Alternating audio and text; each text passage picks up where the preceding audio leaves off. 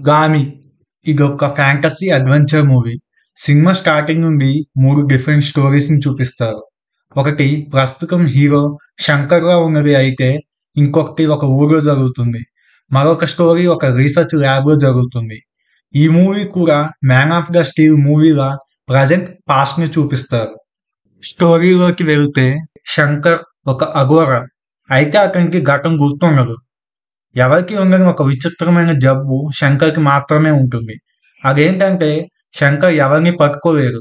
ఒకవేళ పట్టుకున్నా అతని శరీరం మొత్తం ఒక విపరీతమైన నొప్పి వస్తుంది. దీన్నే అఘోరాలు శివుడు శపించాడు అనుకొని శంకర్‌ను వాళ్ళ ఆశ్రమం నుంచి బయటికి పంపించేస్తారు. తనని క్యూర్ చేసే మెడిసిన్ హిమాలయాలో దొరుకుతుందని శంకర్‌కు తెలుస్తుంది.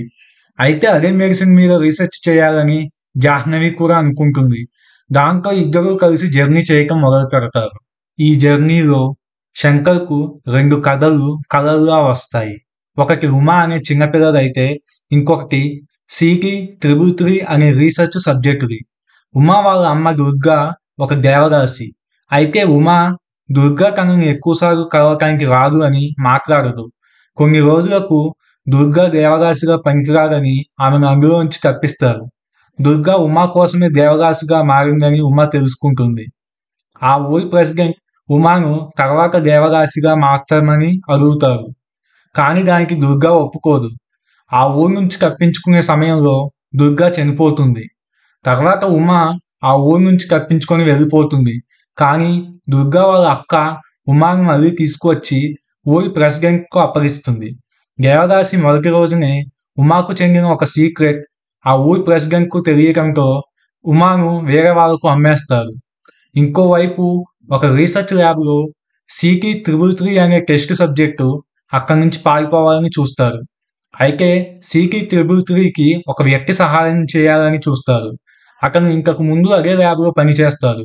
బక్షి అనే సైంటిస్ట్ చేసే ఎక్స్పెరిమెంట్లను బయట పెట్టాలని చూస్తారు. కానీ అతన్ని పట్టుకొని బంధిస్తారు. అతని ద్వారా అక్కడి నుంచి బయటకు వెళ్ళాలని చూస్తారు CT-333. కానీ వాళ్ళు దొరికిపోతారు. సిటీకి హెల్ప్ చేసిన వ్యక్తి చనిపోతే సిటీకి అతని జెనిటల్స్ మీద ఎలక్ట్రిక్ షాక్ ఇస్తారు. అది ఫెయిల్ అవ్వడంతో తర్వాత అతనిపై లెవోటమీ అనే ప్రాసెస్ను టెస్ట్ చేయాలని చూస్తారు బక్షి. కానీ సిటీ ఒక పైప్ నుంచి తప్పించుకుంటారు. ఆ పైప్ ఒక ఫ్రీజర్కు కనెక్ట్ అవ్వడంతో ఫ్రీజర్లోకి వెళ్ళిన సిటీ తన సెన్సెస్ని కోల్పోతారు.